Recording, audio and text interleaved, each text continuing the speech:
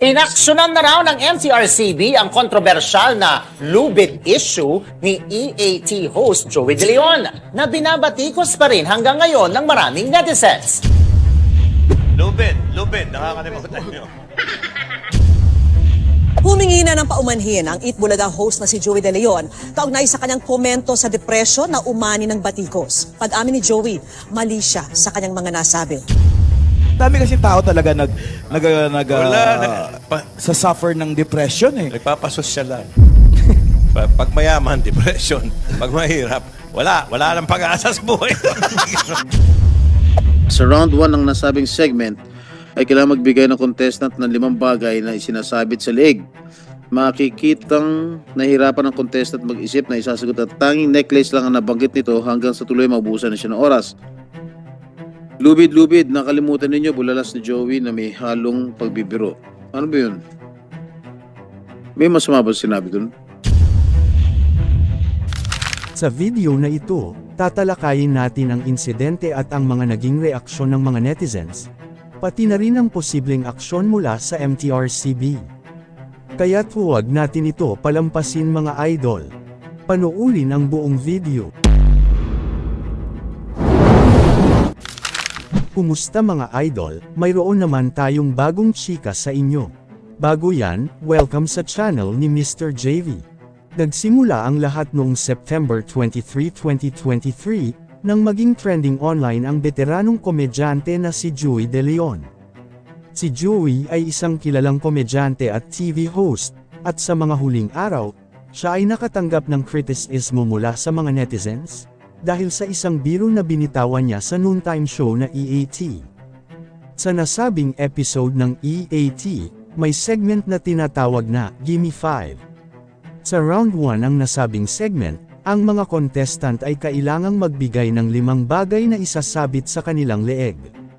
Ngunit, naging kontrobersyal ang nasabing episode, nang mabanggit ni Joey ang salitang lobid bilang pwedeng kasagutan.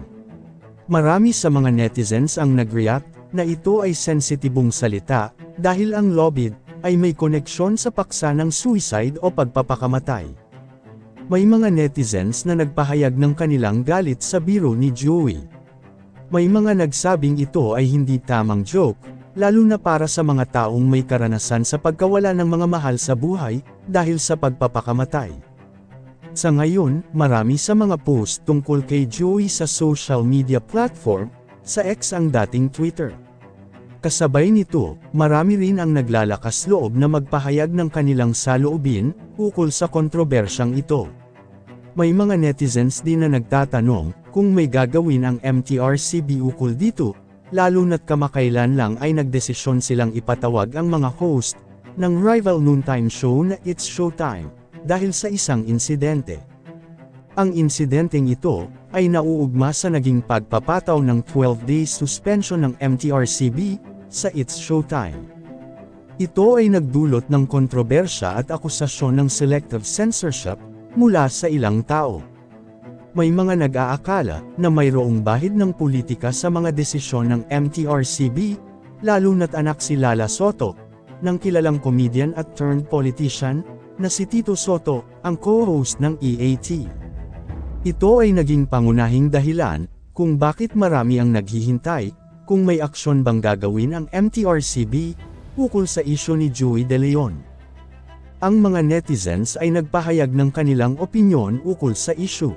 May mga nagtatanong kung bakit ang It's Showtime, ay nasuspend, samantalang si Joey De Leon, ay nagpatuloy sa kanyang show. Ang iba naman ay nagpapahayag ng kanilang pag-aalala, na baka hindi seryosohin ng MTRCB ang isyu na ito. Ito ay hindi unang beses, na nabatikos si Joey De Leon, ukol sa mga komento niya, na may kaugnayan sa sensitibong isyu ng mental health. Noong 2017, siya ay binatikos matapos sabihin na ang depression ay, gawa-gawa lang ng mga tao. Narito ang nasabing video clip, sa mismong segment ng All for Juan, Juan for All. Yung depression, gawa-gawa lang ng mga tao yan. Gawa nila sa sarili nila. Oo, dinidepress nyo lang yung sarili nyo, tapos nagkakaroon ng sakit. Kaya nga yung stress, Nilulungkot yung sarili. yung stress, dyan nag-uumpisa yung Yes. sama. Yan. Uy, pero hindi biro yun yung depression. Oo, hindi. Bakit? Bakit kamo? Bakit hindi biro? Hindi siya joke. Para magtanim yan? Hindi. Kasi syempre maraming nakakaranas na gano'n, lalo na sa mga kabataan. Kaya dapat Totoo. kapag merong nakakaranas na gano'n, bigyan natin ng support. Moral support. Hindi, Kasi mahirap Huwag din niyong to. suportahan. Gawa-gawa lang niya yun. Oo. Dami kasi tao talaga sa suffer ng depression eh. Nagpapasosyal lang. Pag mayaman, depression. Pag mahirap, wala nang pag-asa sa buhay. Ganun din eh. Ba't ganun ho? Iba talagang mayaman sa mahirap. Gayunpaman, siya ay humingi ng paumanhin, matapos tinontra ito ng kanyang co-host na si Min Mendoza. Sa mga susunod na araw, abangan natin mga idol, kung may opisyal na aksyon na gagawin ang MTRCB, tungkol sa kontrobersyang ito. Kayo mga idol, ano ang masasabi nyo sa chika topic natin ngayon?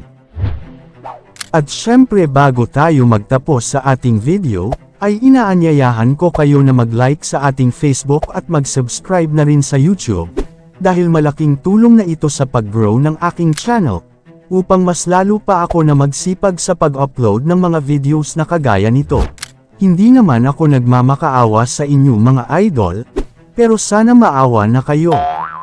Hanggang dito na lang ang ating video, maraming salamat sa inyong pagtambay, bye-bye!